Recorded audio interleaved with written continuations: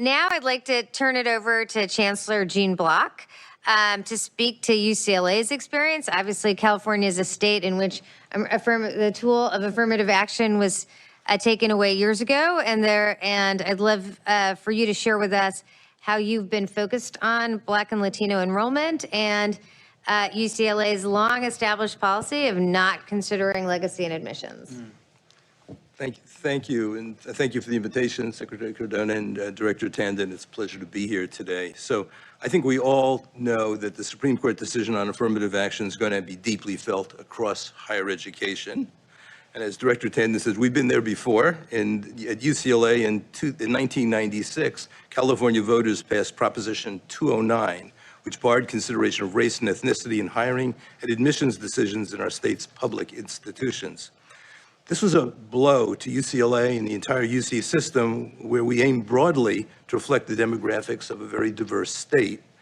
So within 1 year after it was enacted in 1998, just 1 year, African-American enrollment at UCLA's incoming freshmen dropped by 1/2, just dramatic. Latino freshman enrollment fell by 1/3, and Native American freshman enrollment fell by 2/3. So just a devastating impact when 209 was introduced.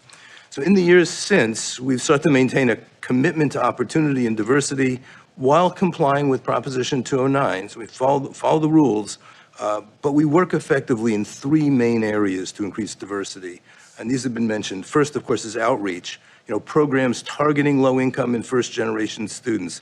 As our admissions director says, if you have to be on church on Saturday in Riverside to talk to families, you talk to families. You've got to convince students that the UCLA and UC in general is the right place for them. Partnerships with community colleges, absolutely critical, with school districts, religious organizations, and other institutions. You really have to meet the students where they are, and sometimes that's unconventional compared to our sort of more traditional enrollment and recruitment strategies.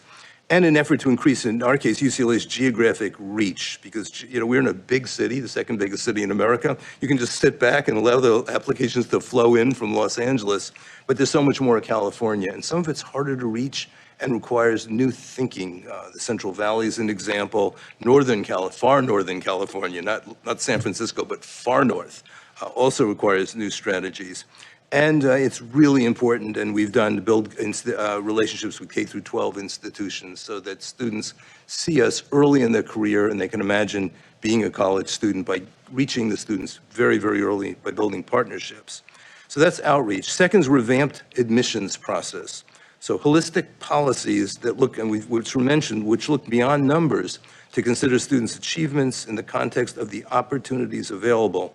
A student at a sophisticated private school like Brentwood, which is truly outstanding, offers a set of opportunities that a student at Dorsey Inner City School will simply not have. And you've got to judge those students within the context of the opportunities they have. And finally, the regents decided a few years ago to go test-free. They decided that we have enough information from a student's record that we do not need to use SATs or other ACTs to make a decision on whether a student is a good fit for UCLA. Another important aspect is our commitment to community college transfers. And if I had to say there's a magic sauce in all this, here is the magic sauce. So UCLA, I'm very proud, all the UCs enroll lots of transfer students. We enroll the most. I'm very proud of the 9 undergraduate campuses. So this incoming class, 6,600 first-year students, 3,700 transfers. So that shows you, and transfers historically are more diverse along every dimension: age, backgrounds, race, ethnicity. So that's part of I'd say, the magic sauce. And then on-campus support when students get to campus, investment in financial and scholarship programs. A lot of our students have challenged, are food insecure, are housing insecure. They come that way, and we've got to find ways to make their experience at UCLA much more welcoming. So all of these efforts have been helpful, and we have succeeded finally in bringing back a class that is more diverse than the class before Prop 209, but with some clear work to do. Latino population has grown dramatically in California. We've not kept up. We have more students than we had pre-209, higher percentage of Latino students, but not anywhere near the population in California. So there's lots to be done there, and we need some new strategies, I think, there as well. Part of that's becoming a Hispanic-serving institution, making the steps required, and building up the faculty, building up student programs, making it more attractive for Latino students to come to UCLA. That's going to be really important. So I think all of these techniques which have been mentioned, which I know are in the report, many of these, are all part of what that we have to do, the actions we have to do to be successful. It took a long time for us to get there. So, we've lost the tool. If you don't have affirmative action, everything happens more slowly, more imperfectly, but we have to use the tools we have available. And we're happy to, be assistants. We've been through this now for a couple decades. We're happy to be assistants to other schools if they want advice and what we've learned. So thank you.